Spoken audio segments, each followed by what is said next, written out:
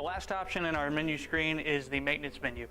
The maintenance menu allows us to see all of the information about the recorder, check some health statuses on certain things, as well as perform log profiling for an audit trailing on what's taking place in the machine, as well as looking at our upgrades for firmware defaulting settings. The first thing you'll see is the system information menu. This will tell you the model number, serial number, firmware version. We mentioned earlier that we did offer a new feature called cloud updating. So once you have this firmware, once we start to push new firmware versions, as long as you have platform access enabled for our peer-to-peer service, you'll see a button here called software update appear. Click that button, it'll reach out to the server, it'll find if new firmware is available. If so, it'll ask you if you want to download it. It'll then download it and upgrade the box automatically.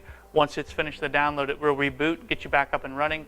But there's no more searching our website trying to find the latest and greatest firmware. It's available at the touch of a button right from the recorder.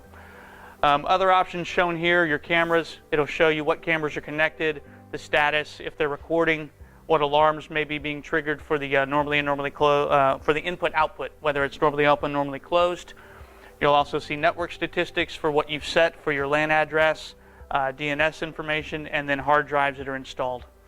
The log information is how you check what's taking place in the recorder. This can be done from specific events, or if attempts were being made illegally, you can see where those attempts may have been coming from, whether it's at the local machine or whether it's remote. So you can really just see what's going on with the recorder in case something just seems out of sorts in terms of what's normal and what's not. The import and export allows you to import configuration files. So once you have this set up, you like everything the way that it is, I highly recommend you come in here and you export your configuration.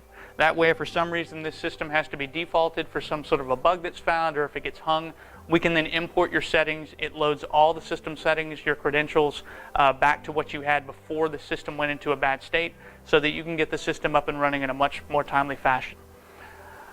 The upgrading is still available here, so if you are going to upgrade it without hitting the cloud server, we do require you to put a USB key into the machine. That file can be downloaded, stored on that key.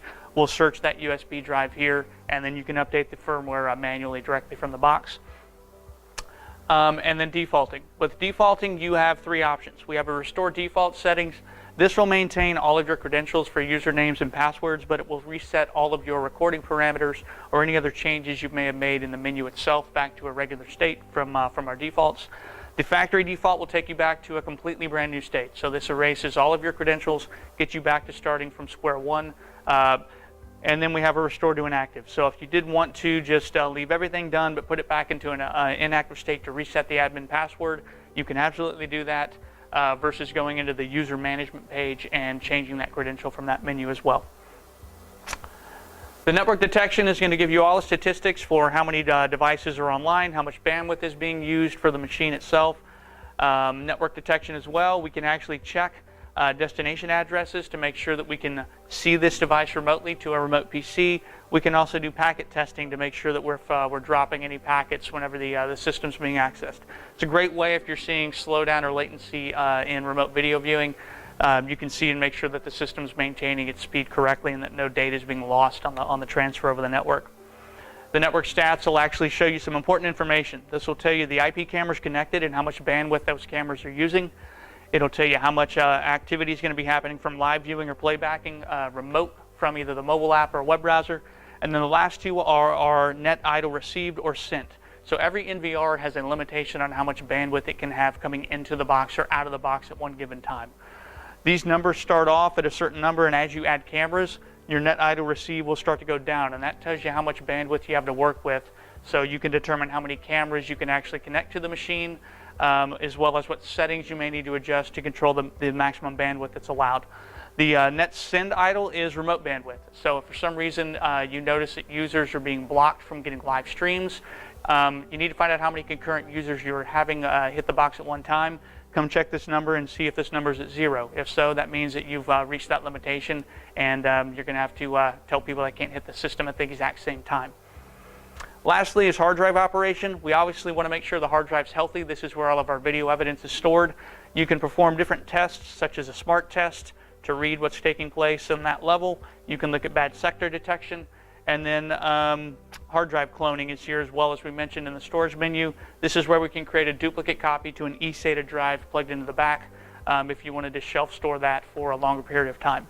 A new feature in this firmware is the health detection. So if you are using a Seagate Skyhawk drive, they have their own health detection built into the drives. We have actually integrated into the firmware of the drive.